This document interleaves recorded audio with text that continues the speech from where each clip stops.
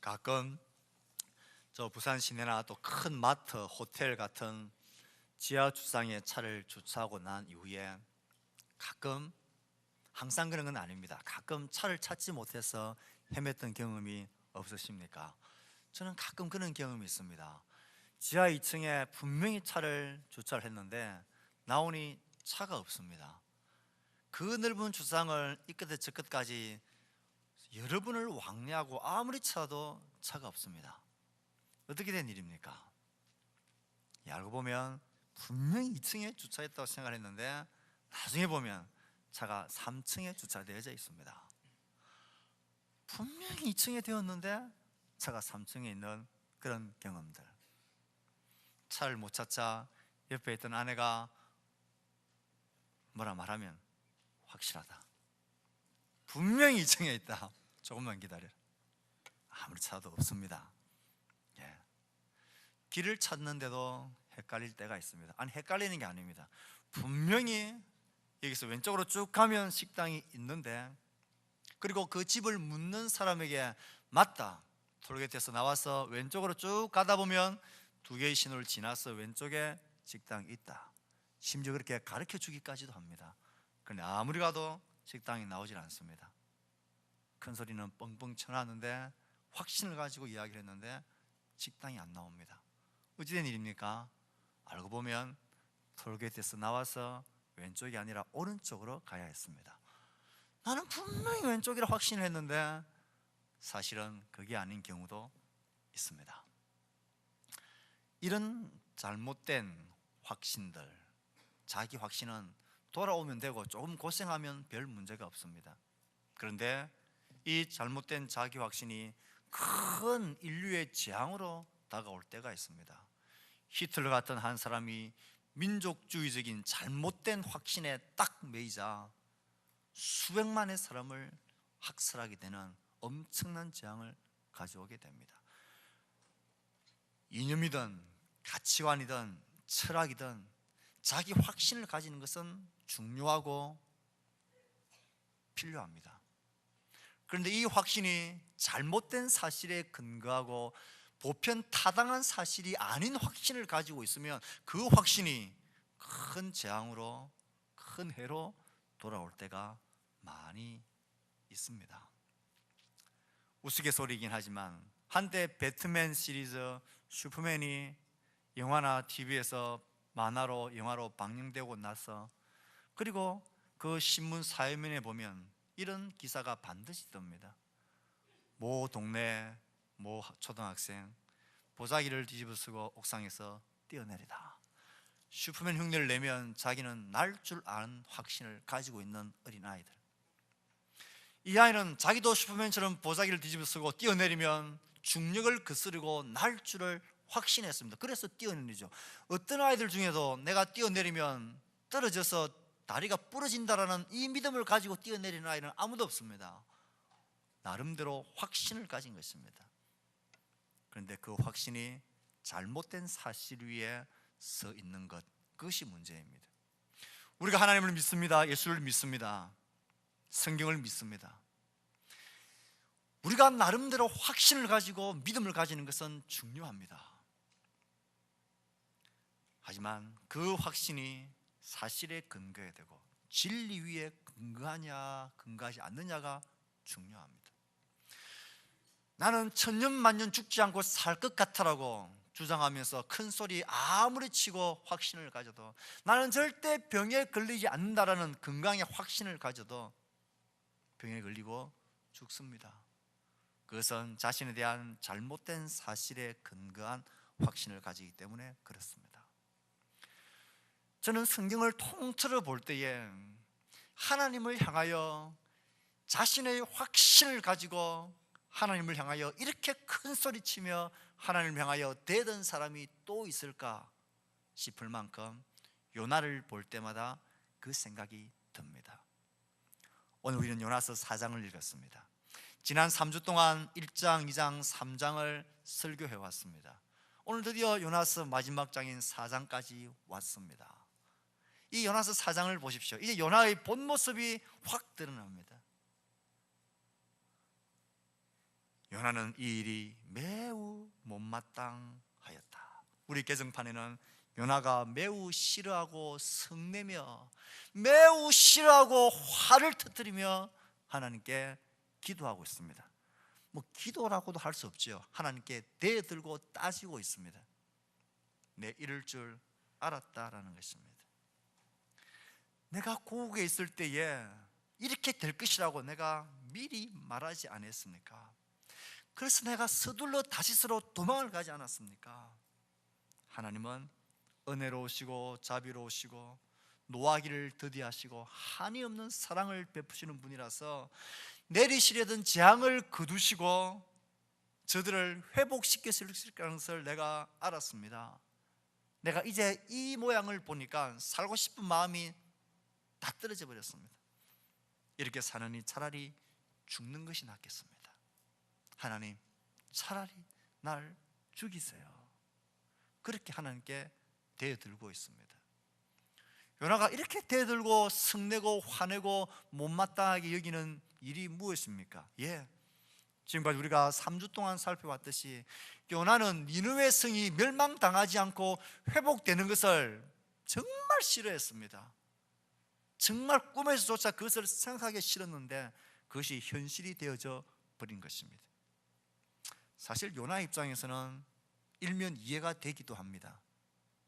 요나는 열왕기하 14장에 한 번 더 등장하는데 그 요나가 요나서에 등장하는 요나와 동일 인물이라면 요나는 북이스라엘에서 하나님의 말씀을 선포하였던 선지자입니다. 그가 활동했던 시기는 여로보암 2세입니다. 그때 북이스라엘은 최고의 전성기를 보낸 시기입니다. 요나가 처음 메시지를 전한 내용은 이것이었습니다. 이제 북이스라엘의 영토가 확장되어지고 넓어질 거다, 이런 복을 비는 예언을 했습니다. 그의 예언대로 북이스라엘은 영토가 확장되어집니다. 재정적으로 부해집니다. 군사력이 강해집니다. 외교적으로 힘이 있어집니다. 그는 자기의 선포대로 자신의 민족이 부해지니까 기뻤습니다. 그런데 불사 이게 웬일입니까? 여로보암 2세 왕이 교만해져서 하나님을 대적하고 우상을 섬기고 악한 길로 스스럼 없이 그 온 민족을 이끌어갑니다. 하나님이 다시 이스라엘을 향한 심판을 선포하십니다. 저 악한 이스라엘을 내가 그냥 둘 수 없다. 선지자 입장에서 그건 당연한 일입니다. 악행을 저지르는 그의 백성이라 할지라도 하나님이 심판하시는 것은 당연한 것 아닙니까? 그런데 문제는 이 이스라엘, 자기의 민족을 심판하는 도구로 하나님이 선택하시고 사용하시는 나라가 바로 아시리아, 아수르입니다. 니느웨는 아수르의 상징입니다. 아수르에서 가장 중요한 수도 같은 도시가 니느웨입니다. 요나는 여기서 큰 갈등을 느낀 것입니다. 저 니느웨 성은 멸망당해버려야 저 니느웨 성이 우리나라를, 우리 민족을 해치지 못한다라는 이 딜레마에 그가 깊이 빠진 것입니다. 그래서 그는 하나님의 말씀을 가지고 가서 저들의 죄악을 선포하고 그들이 회복될 수 있는 길을 알리는 것이 싫었습니다. 하나님, 저들이 살면 우리가 죽는데, 저들이 멸망당하고 죽어야 우리가 살고 우리 민족이 살 수 있는데 하나님, 뭐 때문에 저 악한 백성들에게 가서 회개하라고 외칩니까? 하나님, 나는 그 명령은 못하겠습니다 하고 도망친 것입니다. 다시스로 도망을 갔습니다. 하나님이 큰 바람을 보내어서 그 다시스로 향하는 요나가 탄 배를 추격하셨습니다. 요나가 싫다고 뱃사공들에게 자기를 던져서 물에 빠뜨리라고, 죽어버리면 이제 저 니느웨가 살아나는 꼴을 내가 안 봐도 된다라는 그런 마지막 카드를 꺼내들었습니다. 하나님이 벌써 큰 물고기를 준비하셔서 요나를 삼키셨습니다. 그가 꺼낸 마지막 카드를 무력화시켜버린 것입니다. 그리고 3일 동안 그 물고기 뱃속에 요나를 가두셨습니다. 그 속에서도 요나는 하나님 앞에 회개하는 기도는 이런 방구도 하지 않습니다. 자기 중심적인 기도를 계속 주장할 뿐입니다. 하나님이 그를 니느웨 성 토해냈습니다. 이제는 어쩔 수 없이 터벅터벅 니느웨 성으로 들어갔죠. 3장의 이야기입니다. 가서 불성실한 태도로 반쪽짜리 심판만을 외쳤습니다. 그런데 웬걸 그의 기대와는 다르게 큰 기적이 일어나 버립니다. 니느웨 성 사람들이 왕에서부터 짐승까지 하나같이 죄를 회개하고 하나님 앞에 돌아오는 것입니다. 하나님이 그들의 불쌍히 계십니다. 그리고 그들에게 내리려고 했던 재앙을 거두시고 그들을 회복시켜 주셨습니다. 이 일이 요나에게는 죽기보다 싫었던 것입니다. 자기의 신학에는, 자기의 확신 속에는 저 니느웨 성은 망해야 되는데, 저 니느웨 성의 재앙으로 몽땅 불타서 다 죽어버려야 되는데 하나님이 저들을 살리시는 것입니다. 저들을 살리신다는 것은 곧 저들을 통한 우리의 멸망을 말하는 것이기 때문에 그게 요나는 싫었던 것입니다. 그래서 지금 요나는 화내고 성내면서 하나님, 내가 처음부터 이렇게 될 줄 알았습니다. 그래서 내가 오기를 거절하고 도망간 것 아닙니까? 하나님이 저들을 분명히 용서하실 것이라는 걸 내가 알았기 때문에 나는 그 꼴 못 보겠습니다, 하나님 하면서 성을 내고 화를 내며 하나님께 대들고 있는 것입니다. 이제 내 생명을 거두어 가십시오. 차라리 이 꼴을 보느니 그냥 죽는 게 낫다라는, 이게 요나의 자기 주장이고 자기 확신입니다. 얼마나 하나님을 향하여 이렇게 대든 사람이 세상에 어디 있습니까? 요나의 자기 확신이 이렇게 하나님을 향하여 대들게 만들었습니다. 선지자로서의 자기의 신학이고 자기가 가진 확고한 역사관이었습니다. 우리는 이 요나서를 보면서, 이 요나의 모습을 보면서 무엇을 보아야 합니까? 확신을 가지는 것 중요하지만 잘못된 사실에 근거한 확신, 하나님의 마음과 하나님 일하심과 등지는 확신, 이 확신이 우리를 얼마나 우리를 힘들게 만들고 하나님에게 짐이 되는지 모를 일입니다. 요나서는 우리에게 말합니다. 지나친 자기 확신을 경계하라 말합니다. 우리도 마찬가지입니다. 선지자 요나가 이랬다면 우리도 각각 나름대로의 확신을 가지고 있습니다. 아니, 나름대로의 신앙의 기준을 가지고 있습니다. 나름대로의 신학을 다 가지고 있다는 것입니다. 배움이나 경험이나 신앙생활 연륜을 통하여서 우리는 각자 나름대로의 신앙의 철학을, 신앙의 색깔을, 자기 신학을 다 가지고 있습니다. 그런데 그 자기 신학이 합당하냐 그렇지 아니하냐를 점검해야 합니다. 우린 나도 모르게 지나친 자기 확신에 빠질 위험이 참 많습니다. 뭐 이런 것입니다. 우리 교회는 대한예수교 장로회 고신교단에 속해 있는 교회입니다. 보수적 교회입니다. 우리 교단이 자랑하는 정신이 있습니다. 일제치하 때에 온 교회가 신사참배를 감행하고 신사참배하는 것은 죄가 아니다라고 결정한 그때에 박차고 일어나서 그건 하나님 앞에 엄연한 죄악이다, 동조할 수 없다 하며 신사참배 반대 운동을 펼쳤던 교단입니다. 그것 때문에 감옥에 투옥되기도 하고 여러 순교하기도 했습니다. 그래서 순교의 정통과 신앙의 정결을 모토로 삼는 교단입니다. 좋은 전통입니다. 그런데 우리 교단이 최고다, 다른 교단, 다른 신앙은 뭔가 모자라는 듯 비하시키는 그 태도는 옳은 태도가 아닙니다. 그건 지나친 자기 확신에서 나온 것입니다. 내가 속한 교단이나 내가 소속한 교회에 대한 자긍심을 가지는 것, 열심히 섬기고 사랑하는 것은 소중한 일입니다. 그러나 그것이 잘못된 특권의식, 잘못된 선별의식으로 나아가면 안 된다는 것입니다. 우리 교회가, 우리 교단이, 우리 교회 목사님이 제일이다라고 생각하며 다른 교회, 다른 목사님에게는 뭔가 문제가 있는 것처럼 보는 이 잘못된 시각은 지나친 자기 확신에서 나온 오류이고 실수입니다. 우리 교회는 좋은 교회가 맞습니다. 이름 앞에 서 있는 목사도 괜찮은 목사가 맞습니다. 비웃으심이십니까? 하지만 우리 교회가 제일 좋은 교회는 아닙니다. 우리 교회 목사님이 제일 좋은 목사님도 아닙니다. 우리 교회보다 좋은 교회 얼마든지 많이 있습니다. 앞에서 있는 저보다 훌륭한 목사님이 얼마든지 많이 있습니다. 우리 것을 소중히 여기고 귀하게 여기는 것은 좋습니다. 하지만 이것이 잘못되어져서 다른 교회, 다른 목사님, 다른 성도들을 우리보다 못한 것처럼 생각하는 그 잘못된 의식은 철저히 우리가 경계하고 버려야 합니다. 그래서 제가 당부하고 싶은 게 있습니다. 우리 교회는 역사가 오래되었지만 장류에 들어온 지는 이제 10년을 바라보며 달려가고 있습니다.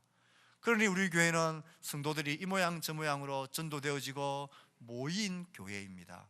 그럼 결과적으로 우리는 성도들은 대부분이 거쳐온 교회들이 있습니다. 거쳐온 목회자들이 있습니다. 우리가 자칫 잘못하기 쉬운 것은 내가 거쳐온 교회나 목회자들을 향한 비난의 생각들, 부정적인 생각들, 그것을 우리는 경계할 필요가 있습니다. 물론 아픔이 있고 고통이 있고 온전치 못한 모습이 있을 수 있습니다. 하지만 오늘 있는 우리 교회가 최고고 지나온 모든 교회들과 목회자들은 문제가 있고 뭔가 잘못되었다라는 이런 시각들은 이제는 정리하고 버리셔야 합니다. 우리 중에 어떤 교회도 완전하거나 완전한 목회자는 없기 때문입니다. 그 아픔을 아픔이면 아픔대로 간직한 채 오늘 우리의 신앙생활의 기쁨과 행복을 추구하며 살아가야 합니다. 그 상처와 남의 고통과 남의 잘못 위에 꽃을 피우면 안 된다는 것입니다. 오늘 우리에게 주어진 이 삶 가운데서 행복해하며 우리를 향하여 꽃 피우기 원하시는 그 꽃을 열심히 피워가면 그것이 아름답고 좋은 것입니다. 우리의 지나신 확신을 경계할 필요가 있습니다. 그래서 비교하는 것은 우리의 영혼에 악을 조장하는 지름길입니다. 유럽교회는 죽었고 어떤 교회는 죽었고 우리나라는 뜨겁고 살아있다. 이것도 경계하고 조심해야 합니다. 우리 교회는 좋고 저 교회는 안 좋다. 이것도 잘못된 것입니다. 개인적으로 자기 확신이 잘못되어지면 무엇으로 나오느냐 하면 제가 생각하기엔 너무나 강한 자기 주장으로 나오는 경향이 있습니다. 예수 믿는 사람이 이상하게 자기 주장이 너무 강한 면이 있습니다. 절대로 굽히지 않는다라는 것입니다. 옛날도 아닙니다. 지금도 예수 믿지 않는 사람들은 교회와 예수 믿는 사람을 보고 참 말 잘한다라는 평가를 합니다. 말은 참 잘한다라는 평가입니다. 비난이죠. 그래서 이런 우스갯소리도 있었습니다. 예수 믿는 사람들이 물에 빠지면 뭐만 물에 동동 뜬다고요? 입만 동동 뜬다라고 말합니다. 그렇게 표현하면 감사하죠. 입이 아니라 주디만 동동 뜬다라고 이야기를 하는 아픈 소리를 듣습니다. 요즘은 한 번 더 발달되죠. 이제는 그렇게 말하지 않습니다. 예수 믿는 사람이 물에 빠지면 입이 뜨는 게 아니라 이제는 엉덩이만 동동동 뜬답니다. 왜요? 물에 빠졌어도 물속에서 물고기하고 이야기한다고 이제는 엉덩이만 뜬다고 합니다. 그만큼 예수 믿는 사람이 자기 주장이 강하다는 것입니다. 양보할 줄 모릅니다. 이상하지 않습니까? 하나님을 알아가고 예수의 복음을 알아가고 십자가의 삶을 따라가는 삶의 가장 중요한 원리가 무엇입니까? 자기를 내어주는 것이고 자기 부인을 하는 길입니다. 그런데 이 예수를 따라가고 이 예수를 믿고 이 신앙생활을 해나가는 우리가 이상하게 우리의 신앙의 일륜이 깊어지고 우리의 삶에 영향력이 많아질수록 더 완고해지고 더 고집이 세고 더 우리의 삶이 더 팍팍해져 버리는 것, 이게 너무나 이상한 것입니다. 주를 따르는 특징은 자기 부인인데 우리는 자기 강화의 모습으로 나아가는 경향이 많습니다. 다른 사람들보다 나를 더 낮게 여기는, 형제의 발을 씻기는 그 삶을 주님은 따라오라는데 우리는 그 예수를 따라가는데 왜 우리는 다른 쪽으로 자꾸 자기 강화가 되어지는지 모르겠습니다. 조그만 문제에도 양보하는 것이 어렵습니다. 격려와 칭찬보다는 지적과 비난의 말이 먼저 앞서고 잘한 점보다는 못한 점에 대한 지적이 왜 먼저 앞서는지, 왜 그런지 참 알 수 없는 일입니다. 지나친 자기 확신 때문에 범하는 실수들입니다. 나는 완전하고 나의 생각이 옳다라는 것 때문입니다. 남의 사정을 제대로 잘 알지 못하면서 정죄하고 지적하고 비난하기에 발빠른 모습도 이런 오류의 한 가지입니다. 나의 지식과 신학 경험으로 다른 사람을 쉽게 판단합니다. 참 진리신 하나님 말씀과 하나님 아버지의 마음을 기준 삼기보다는 나의 경험, 나의 신학, 나의 지식, 나의 관점, 내 중심적인 기준을 보고 판단합니다. 이래 해도 되고 저래도 되고 이렇게 해도 되고 저렇게 해도 되는데 왜 꼭 그렇게 했느냐고 말하기에 빠릅니다. 조심해야 합니다. 특히 어떤 사람이 조심해야 할까요? 저같이 앞에 서 있는 사람이 조심해야 합니다.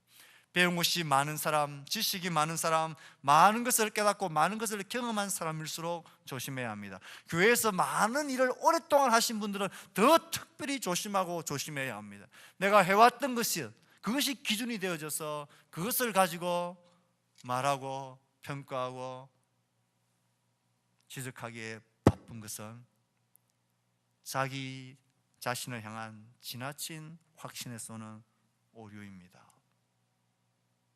그러지 말아야 합니다.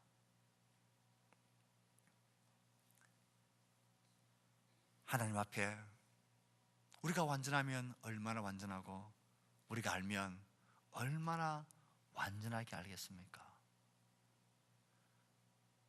우리가 알면 하나님만큼 알겠습니까? 우리의 마음이 하나님 마음을 어떻게 다 담을 수 있겠습니까? 그래서 이 지나친 자기 확신의 문제를 아는 성도들은 하나님 앞에 늘 자신을 세우려고 하는 시간을 소중하게 여깁니다.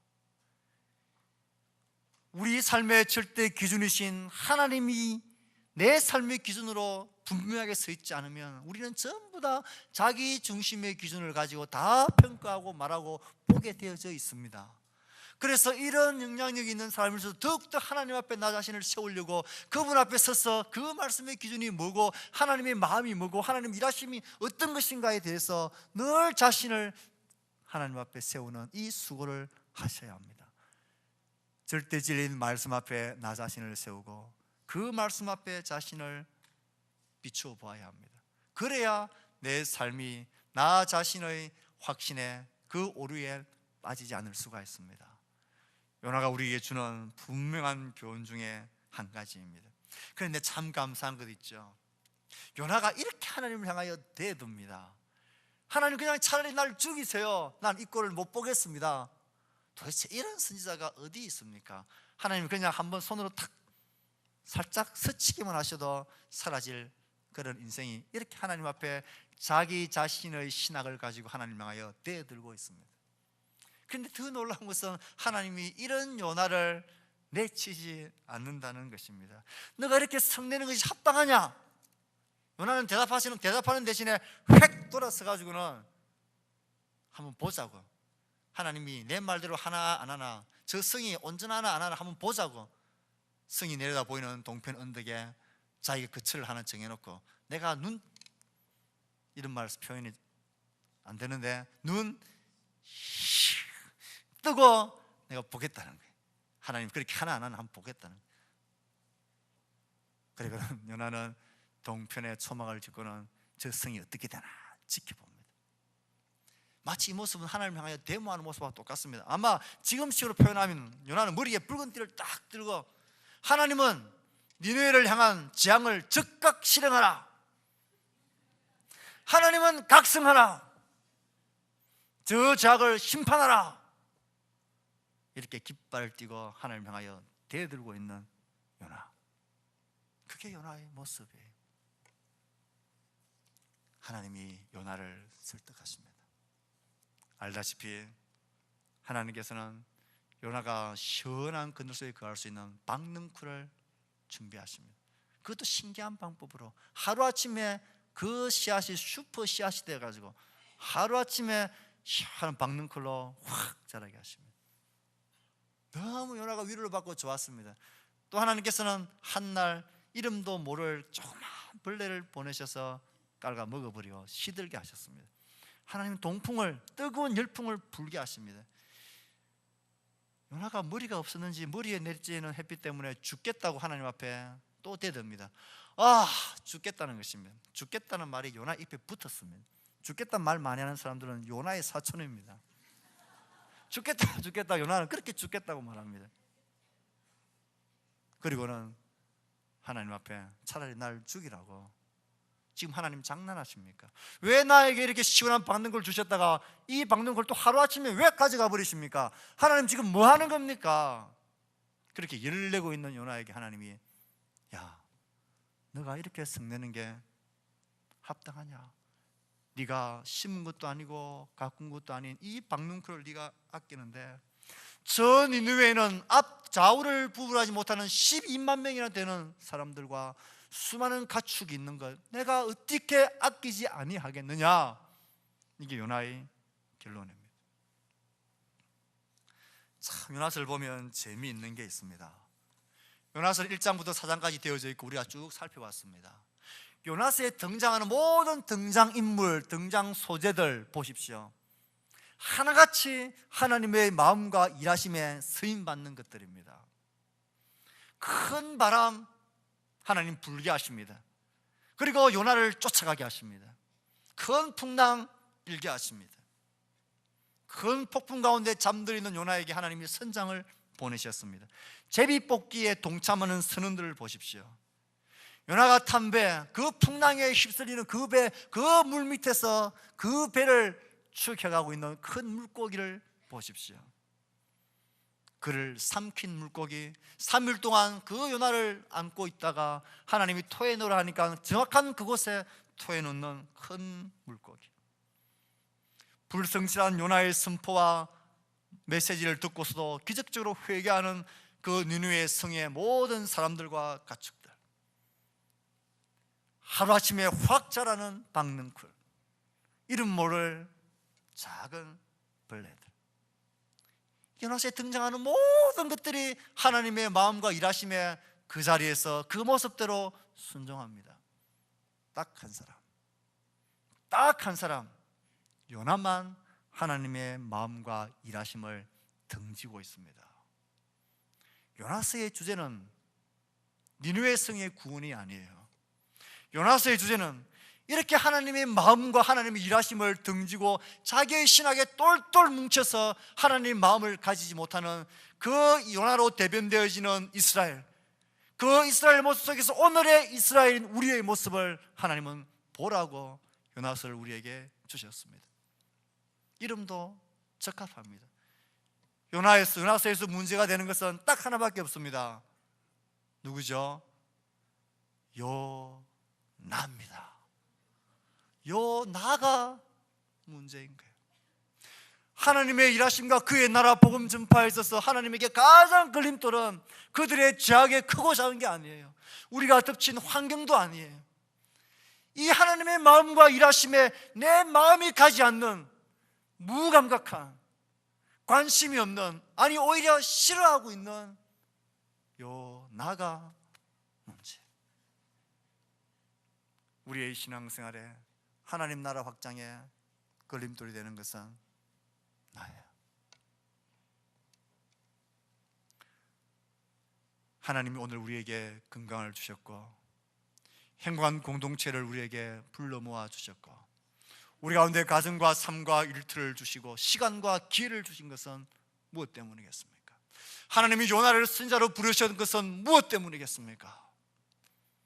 우리한 하나님의 선하신 목적과 마음과 일하심이 있습니다.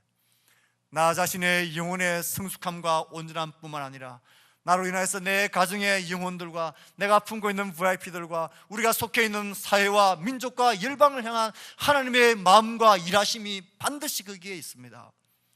우리는 그것을 추구하고 하나님의 길을 걸어야 합니다. 하나님 우리에게 주신 그 삶을 찾아야 합니다. 그것이 우리를 부르신, 오늘의 새 이스라엘을 부르신 하나님의 의도입니다. 말씀을 맺습니다. 모든 성경들이 특별한 성경이지만 요나서는 더욱더 특별합니다. 요나서의 마지막 부분은 뭔가 결론이 없습니다. 요즘식으로 말하면 오픈된 그런 결말로 끝을 냅니다. 너가 이렇게 성내는 것이 합당하냐? 내가 이것들을 아끼는 것이 왜 합당하지 않느냐? 질문으로 딱 끝이 납니다. 여러분, 요나는 이 하나님의 질문 앞에 무엇이라 대답하고 그의 마음과 발걸음을 어떻게 돌이켰을까요? 요나서가 재미있는 것은 그 질문에 대한 답과 결론이 없다는 거예요. 이 요나서를 읽는 우리들에게 너희들이 요나가 되어서 답해라는 거예요. 하나님의 마음과 일하심이 오늘 역사 대대로 펼쳐지고 순간순간마다 펼쳐지고 오늘 이 시대에도 우리를 향한 하나님의 마음과 일하심이 지금도 지속되어지고 있는데 이 일에 너는 어떻게 할 거냐? 하나님 대답하라는 것입니다.